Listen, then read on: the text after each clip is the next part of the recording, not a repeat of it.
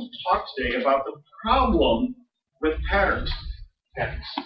Problem with patents, because we don't want patents. It's not patents, it's got nothing to do with patents, but we have a problem with patents. Robert Altman. Robert, thank you. Unfortunately, it is a pattern. So, yeah. Pattern. Timer here so I can track myself. So, the first thing I wanted to talk about was to kind of introduce what is the patent law, what is its purpose. Patent law originates from even back in the 1600s, and it comes from an intent to preserve information and allow people to invent and to keep the fruit of their labor. This originally came from manufacturing areas and giving people limited monopolies, but it has evolved over time. So I'll jump forward to the modern patent systems, and this is also enshrined in the Constitution. So the purpose of the patent system is to preserve information, is to, first of all, foster invention, to create an environment where if you're putting $1 million of time, research, effort in, you've got a hope of getting that out and to preserve that information for posterity. So let's say you're going to build a boat. All of these computer models, you've got a better hull design than anybody's ever come up with before. You put tens of millions of dollars into it. You bring it out. It's an expensive boat. You've got all of your costs covered, etc. John comes along here and he says, "Hey, I see what they're doing. I can build that, and I don't have any of those costs. So I can put my money into marketing, and I can outsell it."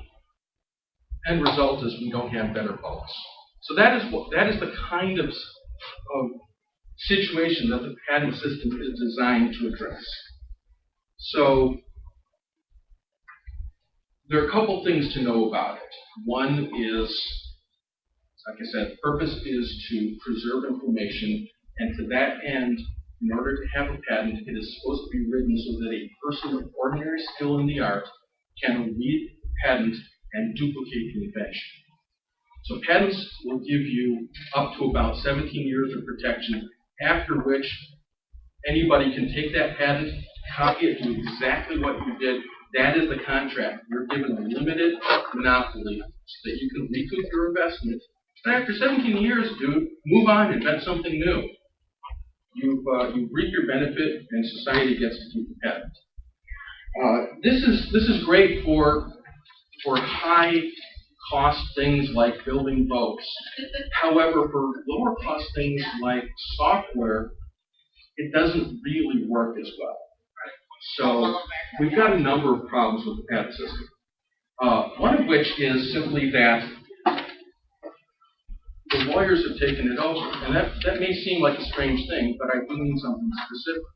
Two specific things by it. First, that it has turned into an industry in itself. The process of getting a patent is expensive. So it's not just about creating your invention, taking the time to document it, filing it. It has to be written in a certain language, and there's certain things that are done. It's a game. It's a game of territory. How much can I carve out? If I claim this much, I've got a better patent. But I may have to back off a little bit. So the lawyers play this game with the patent office, and that's why it takes somebody who's gone to law school and who's studied this to effectively file a good patent. They're trying to preserve as many rights as possible for the client. And of course, that pushes the cost of patents up. Kind of a nuclear escalation. So the other problem with the attorneys is that over time, patents have been written for this game of carving out territory. And I don't know if you've ever tried reading a patent they are practically indecipherable to somebody who practices the art. This is not the intention, and this is not the letter of the law.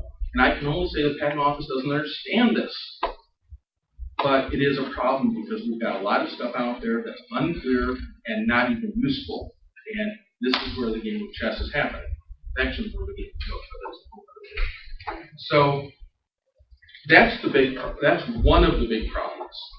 The other big problem is that people are using patents not to preserve information, but to extort money from other people. So what happens is a company will come in and they say, hey, we have a patent that perhaps shouldn't even be as clearly obvious and perhaps should never have been granted, but hey, we got it past the commissioner. Now we're going to go out and we are going to sue you. And you can either settle for us for a couple $1,000 or you can fight us for a couple $1 million. What are you going to pick? So this doesn't serve the people, doesn't serve the country, doesn't serve the inventors. The patent system has really been turned on its head, and that is the problem. A lot of people. There's one other problem that's really significant, and that is that software development people are intrinsically interested in sharing and building on each other, and this is how the industry has been built. This is something that's made us greater than each person individually. And the patent system really works against that. So we have some challenges to deal with here. And there are a lot of ideas that are coming out. And I will talk about that in the future. But right now, I just wanted to introduce you to what is involved in patents, particularly software patents, and why it is such a big issue. So thank you very much. Thank you, Robert. Thank you.